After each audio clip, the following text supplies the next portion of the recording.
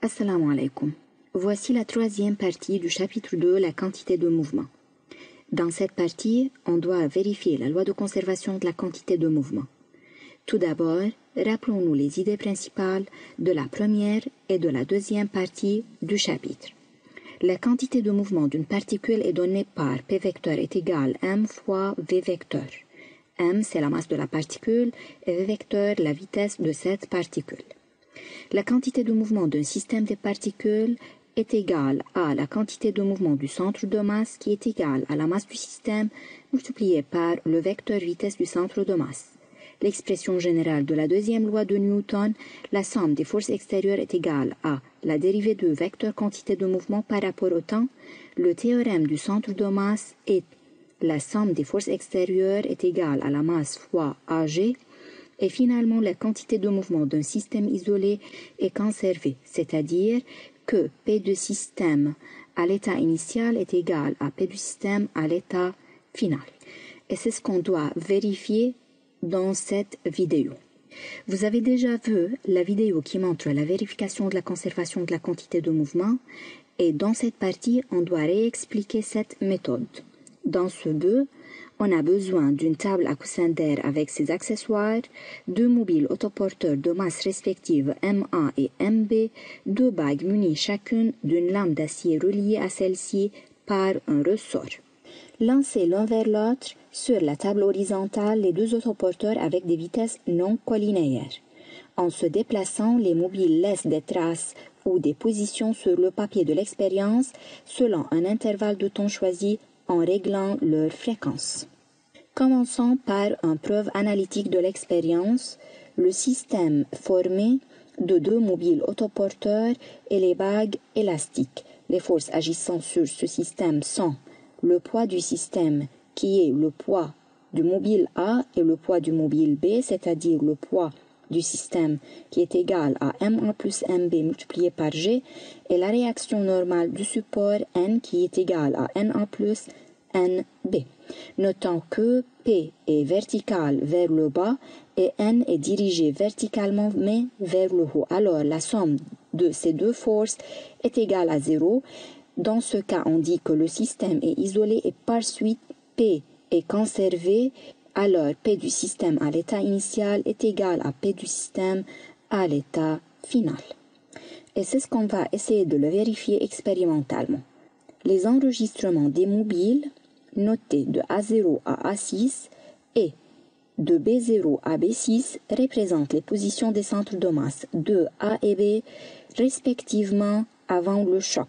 De même, les enregistrements notés de A7 à A11 et de B7 à B11 représentent les positions du centre de masse de A et B, mais après la collision. On va étudier le mouvement de A et B avant et après la collision. Les distances parcourues durant le même intervalle de temps tau sont égales, où tau est la durée entre deux positions successives. Alors, le mouvement de chaque mobile est rectiligne uniforme avant et après la collision. La vitesse de chaque mobile est déterminée graphiquement en utilisant la formule de la vitesse qui est V est égal à la distance parcourue sur le temps de parcours. Comme les distances parcourues durant tau sont égales, alors on peut déterminer V entre n'importe quel deux points.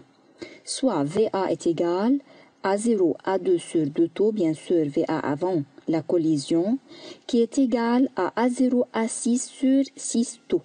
On préfère d'utiliser A0 A6 sur 6 tau pour réduire les erreurs de mesure expérimentale. Alors, on remarque que la vitesse de A avant la collision est constante. De même pour B avant la collision.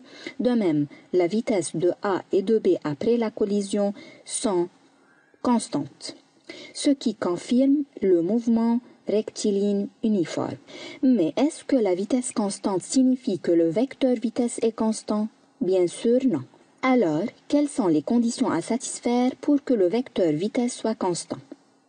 Le vecteur vitesse est constant s'il conserve le même module, la même direction et le même sens au cours du temps. Alors, est-ce que le vecteur vitesse de A est conservé avant collision? 2B, de A après collision et de B après collision.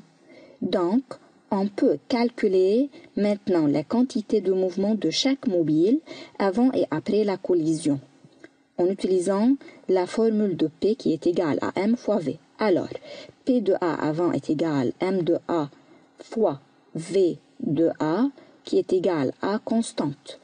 De même, P de B avant est égal à M de B fois V de B avant est égal à constante. Encore, P de A après et P de B après est égal à constante. Rappelons toujours que le but de cette expérience est de vérifier la conservation de la quantité de mouvement. Pour cela, on doit comparer la quantité de mouvement du système avant la collision et la quantité de mouvement du système après la collision. On sait que la quantité de mouvement du système est égale à la somme des quantités de mouvement des particules, c'est-à-dire que P du système avant est égal à P de A avant plus P de B avant. Comme P de A avant et P de B avant sont constantes, alors P du système avant est constante. De même, pour la quantité de mouvement du système après la collision, elle est constante.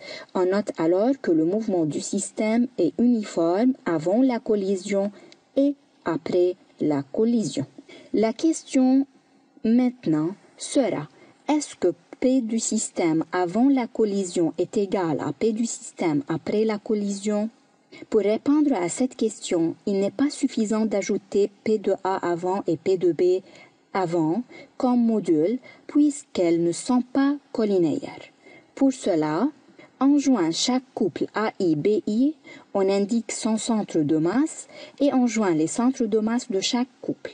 On trouve que les distances entre deux centres de masse successives sont constantes avant et après la collision, ce qui montre que le mouvement du centre de masse est rectiligne uniforme et par suite V du centre de masse est constante. Alors, la quantité de mouvement qui est P de G est égale à MA plus MB multiplié par le vecteur vitesse du centre de masse G est constante. Et par suite, on peut dire que la quantité de mouvement est conservée. On peut appliquer toujours cette méthode si on sait la droite des centres de masse. Mais sinon, est-ce qu'on peut vérifier la conservation de la quantité de mouvement? Bien sûr, oui. Comment? Tout d'abord, on représente P de A et P de B avant et après collision en utilisant une échelle convenable. Rappelons que P de A est collinéaire avec V de A, c'est-à-dire P de A peut être tracé suivant le déplacement de A. Et de même, P de B est tracé suivant le déplacement de B. On fait la translation des deux vecteurs P de A et P de B pour obtenir P du système. On remarque que les vecteurs obtenus ont le même module et le même sens.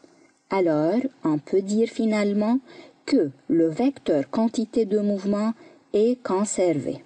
C'est la vérification de la conservation de la quantité de mouvement. Vous devez bien étudier les idées principales de leçons expliquées jusqu'à maintenant. C'est la fin de la 3e partie du chapitre. Merci pour votre attention.